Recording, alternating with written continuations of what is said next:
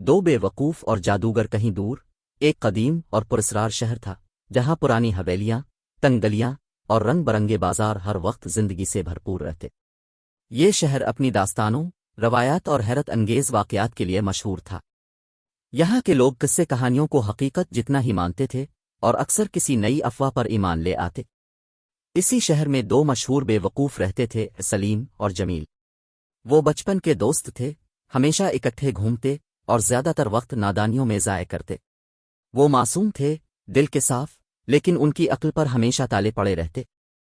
ان کی حرکتیں شہر میں مشہور تھیں اور لوگ انہیں دیکھ کر ہنستے، کیونکہ وہ ہمیشہ کسی نہ کسی مصیبت میں پھنسے رہتے تھے۔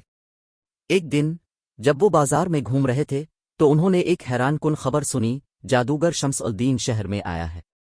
لوگ کہتے ہیں کہ وہ کسی کو بھی سونے کا بادشاہ بنا سکتا ہے۔ یہ سن کر سلیم نے جوش سے جمیل کو کہنی ماری، بھائی جمیل، اگر یہ جادوگر واقعی اتنا زبردست ہے تو ہم بھی بادشاہ بن سکتے ہیں۔ جمیل نے پرجوش ہو کر سر ہلایا، ہاں بھائی، اگر وہ دوسروں کو بادشاہ بنا سکتا ہے تو ہمیں کیوں نہیں؟ چلو چلتے ہیں۔ یہ کہہ کر دونوں بازار کے دوسرے کونے کی طرف لپکے، جہاں جادوگر شمس الدین کا خیمہ لگا تھا۔ وہاں لوگوں کا ہجوم تھا، سب حیرت اور جوش میں بھرے ہوئے تھے، کیونکہ جادوگر اپنے کرتب دکھا رہا تھا۔ وقت سلیم کی آنکھیں حیرت سے پھیل گئیں جب اس نے دیکھا کہ جادوگر نے پانی کو آگ میں بدل دیا۔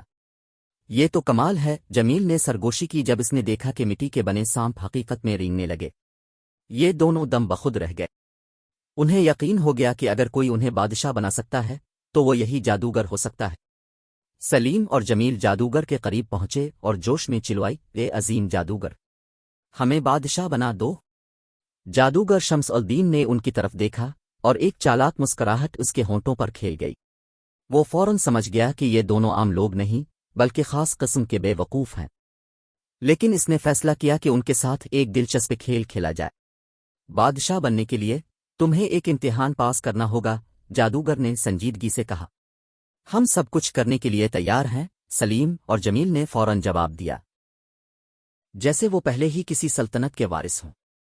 جادوگر نے خیمے کے پیچھے سے ایک چمکتا ہوا ڈبہ نکالا۔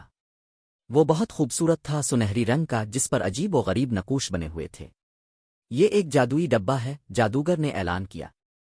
اگر تم اسے کھول سکو تو تم بادشاہ بن جاؤ گے، مگر شرط یہ ہے کہ تم اسے شہر کے بجائے جنگل کے سب سے اونچے درخت کے نیچے جا کر کھولو۔ سلیم اور جمیل کے چہروں پر خوشی کی چمک آ گئی۔ انہوں نے وہ ڈبہ پکڑا اور پورے جوش سے جنگل کی طرف بھاگے۔